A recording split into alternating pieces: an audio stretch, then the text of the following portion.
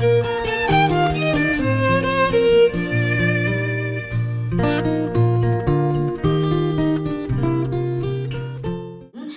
koa aza miresaka tsy maintsy miresaka kely madame mobile satria ianao a ministra teo amin'ny nisahana ny fifandraisan-davitra nandritra ny heritaona sy tapany a dia niraisy n'Andriamatoa Iarzaka Raingson ny fitantanana ministera dia efa fantatritsika ny zavatra nitranga farany teo nametra-pialana izy a izay eto aloha fanamariana petraka fotsiny zavatra rara vitsy zany eto Madagasikara mpitondra fanjakana ataoko hoe mpitondra zany satria ministra samy mametra-pialana zany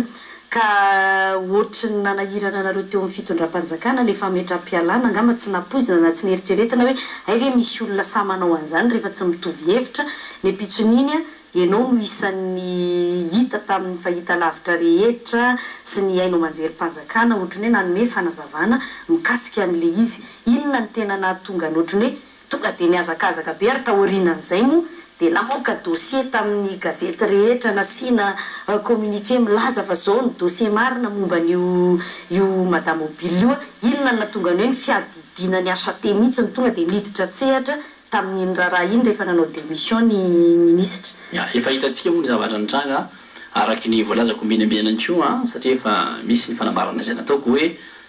ny tsofina rano ny Jean-Lahy Iarzaka Raingson mba hitantana ny départementa io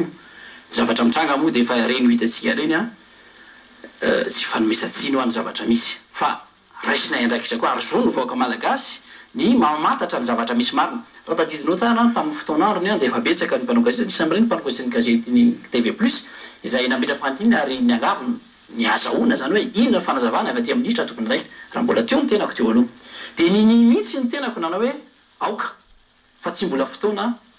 ny fanambarana zavatra zany na nisy ara vanandresaka nataony fotoany reny fa misy zahatra felinareo mihitsy ao anatiny io raharaha io satria araiky ny fiteniko ato aminao hoe misy fotoana ny ahafahantsika manambara zavatra satria ny zavatra mitranga dia izao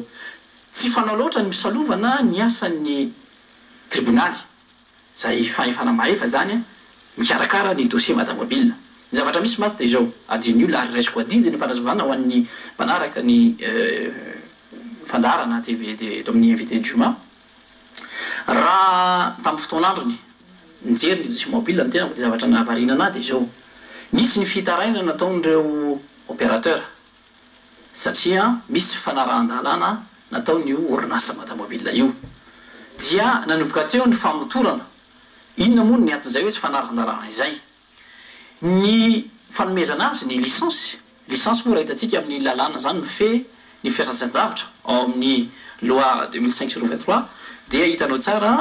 article 12 alinéa 2 manao hoe la licence est personnelle non cessible même à titre gratuit midika izany fa rehefa amin'ilay olona na orinasa anankiray io licence io dia anazo manontolo ary tsy tokony hoe azonao afindra na dia mamaimpona azy ka ny zavatra mitranga dia izao ny orinasa Intercell izay tompony izay licence izay tamin'ny teknôlôjia teo aloha na ny teknôlôjia AMPS dia namindra izany licence zany ho an'ny société madame mobile ary ny société mobile namadika izany licence zany amina teknôlôjia vaovao antony hoe CDMA raha ny mpamoko tokana dia tsotra nisy ny fantikana lalàna izay mibaribary tao amin'ny fanisorana izay licence izay tamin'ny orinasa Intercell teloka nafindra madame mobile izay toerin'ireo opérateur ankehitriny rehefa natsona tompony andraikitra zany hoe ny tenako tamin'ny fotoan'androny dia nandrainy andraikitra ary nanao ny famotorana ka rehefa nahitako fa mbola teo anivo fitsarana izany famotorana izany hoe tsy tokony mbola isy zay le atao hoe loi de l'appurement du passif tokony mbola isy zany amin'le arena ny société Intercell io zany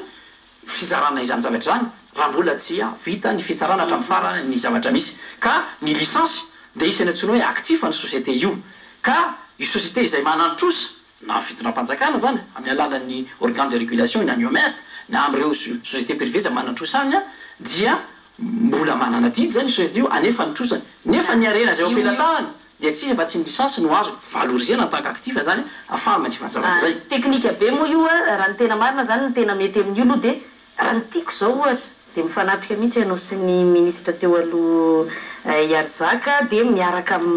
atotsika débat kely za ohatra ny manentana an'le débat ohatra hoa dia mifanatrika tsara mihitsy satria teknika be io hoan'ny olona mijery fa ny zavatra misy fotsiny a dia ny fijery ny mpanara-baovao dia zao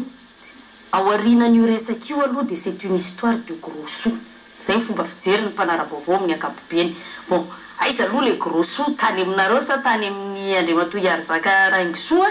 dia ino mo mety ny fanadiadiana angamba ny mety amoaka an'izay zay fanamariana kely vao niala teo amin'le toerana izy dia nalefa ny Bianco nalefa ny rehetrarehetra inona nahatonga an'izay ny zavatra mahatonga an'izay ngamba toka eo fanjavatra misy dia tsotra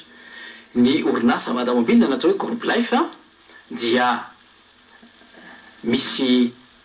zavatra tsy dia mazava loatra izay mety io mamofopofona kolikoly angambany a raha ny fandenjavatra tany fitsarana no zavatra nydinihana io no tsy nanaitra ny tompony andraikitra nahitanyokany ve le izy am'izao tsy andraikitra tsy mahafantatra sary tsy manaraka ny izay dossier zay tenako fa ny zavatra misy dia hoe nahoana mo ny syndika izay tokony aro ny tombotsoan'ilay société intercella teo aloha no lasa manesitra izay dossier izay teo anivo fitsarana za o tombotsoany automobile ka rehefa nahita an'izay ireo tompony andraikitra manao hoe misy zavatra tsy dia mazava loatra fa aleo anao ny fanadiadiana ary izay no mahatonga an'izay zavatra izay fanadiadiana no atao io tsy anjarako milazany zanaka antriny hoe inona no mety hovokany satria fa ho hitantsika eo ihany no mety hotoeny zavatra azoko lazanao miteny anao histoire de gros sous tena marina izany misy vola atapitrisany maro rehefa miresaka tsika ny antsoina hoe lafy mifesandraindavitra satria ny 4e opérateur à Madagascar pour un pays de 20 millions d'habitants misy voly zany za zao raha mipetraka amin'ny toeran'ny mpanjifa tsotra